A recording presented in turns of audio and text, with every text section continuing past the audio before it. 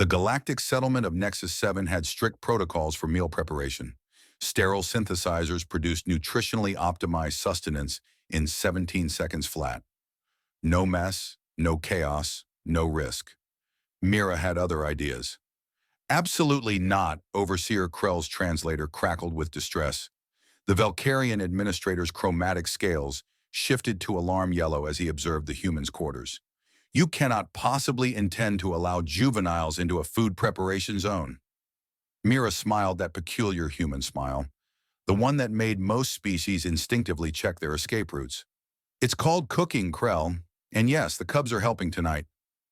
Behind her, 7 interspecies orphans buzzed with excitement. They'd been collected from various war zones, their families lost to the conflicts that plagued the Outer Rim. The Nexus 7 facility was supposed to provide them structured, safe upbringing until suitable guardians could be found. Then Mira had arrived. The Jexian cub alone could trigger a chemical fire, Krell protested, his 4 eyes blinking in sequence. The Borrelian twins lack fine motor control. And tough, he gestured at the small, furry Maccan cub, currently trying to climb the refrigeration unit. That one has caused 3 facility lockdowns this cycle. Tough's just energetic, Mira said, plucking the cub from his precarious position. Tough chittered indignantly, his oversized ears twitching. Aren't you, buddy? I help, Tough announced in broken standard, brandishing a wooden spoon he'd acquired from somewhere. Krell's scales flickered through several colors that didn't translate well. Humans, he muttered, have a documented death wish. What the Overseer didn't understand, what most species didn't understand, was that humans had been doing dangerous things with their young for millennia. They called it learning. Other species called it liability. Mira had cleared the communal kitchen, much to the facility's horror. Real ingredients lined the counters, vegetables from the hydroponic gardens, synthetic proteins, actual spices. The other residents gave the area a wide berth. Okay, team, Mira announced, tying a small apron around Tough's round belly. Today we're making stir-fry. Who remembers what we do first? Wash hands, 7 voices chorused with varying degrees of linguistic accuracy. Krell watched from the doorway, tranquilizer ready, as the cubs mobbed the washing station. Water went everywhere. The Borrelian twins, with their tentacle-like appendages, created a miniature tsunami. Tough somehow ended up inside the sink.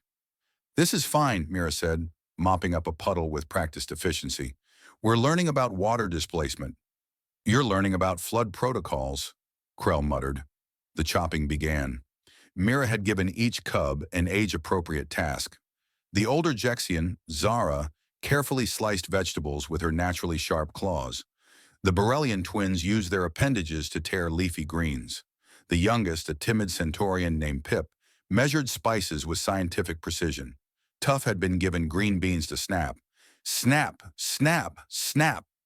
The enthusiastic cub turned it into a percussion performance, bouncing around the workspace. Green beans flew in theatrical arcs. Some landed in the bowl. Others achieved escape velocity. Tough. Aim for the bowl, Mira instructed patiently, catching a bean mid-flight. I aim, Tough insisted, immediately launching another bean directly at Krell's face. The Overseer's scales went full crimson. The actual cooking was controlled chaos. Mira supervised the heat source, one of the few concessions to safety regulations, while the cubs took turns stirring. The Jexian cub's natural heat resistance let her work closest to the pan. The Borrelian's multiple appendages proved surprisingly adept at tossing ingredients. Tough wanted to stir. Desperately, constantly. He climbed onto a stool, wobbled precariously, and waved his spoon like a battle standard. My turn, my turn. Use your patient voice, Mira reminded him. My turn, please. Tough screamed politely. When his moment came, the little Maccan attacked the stir-fry with such vigor that vegetables jumped from the pan. Mira caught them with the reflexes of someone who'd done this before. One piece of protein escaped entirely, sailing across the kitchen. Krell caught it, automatically. He stared at the food in his palm with the expression of someone reevaluating their life choices. See? You're participating, Mira grinned. The meal that eventually emerged was imperfect. Some vegetables were unevenly cut. The protein had varying degrees of char. The spice balance could generously be called adventurous. But when Mira set the table and the cubs gathered around, chattering excitedly about what they'd made, something shifted in the sterile facility. "I did the beans," Tuff announced to anyone who would listen, his small chest puffed with pride. "I measured the spices," Pip added quietly, tentacles curled with satisfaction. Even Krell, who'd been forced to join them by Mira's insistent hospitality, had to admit the food was edible. More than that, it was meaningful. "Overseer," Mira said as the cubs compared their favorite parts of cooking, "you know what we call this on Earth?" "Controlled disaster," Krell suggested, his scales fading to a resigned purple. "Family," Mira corrected. "Messy, chaotic, sometimes mildly dangerous family." Tuff chose that moment to knock over his water, triggering a chain reaction that soaked 3 other cubs.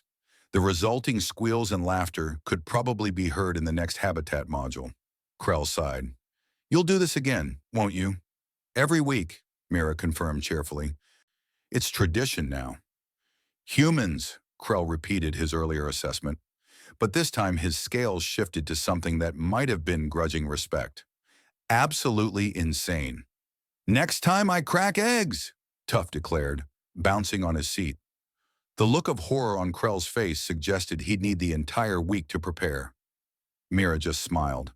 In a galaxy that had forgotten how to let children be children, sometimes the most rebellious thing a human could do was create space for joyful chaos, kitchen disasters included.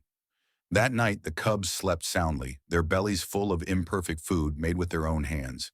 And in the morning, Tuff would somehow create another lockdown. But that was tomorrow's problem.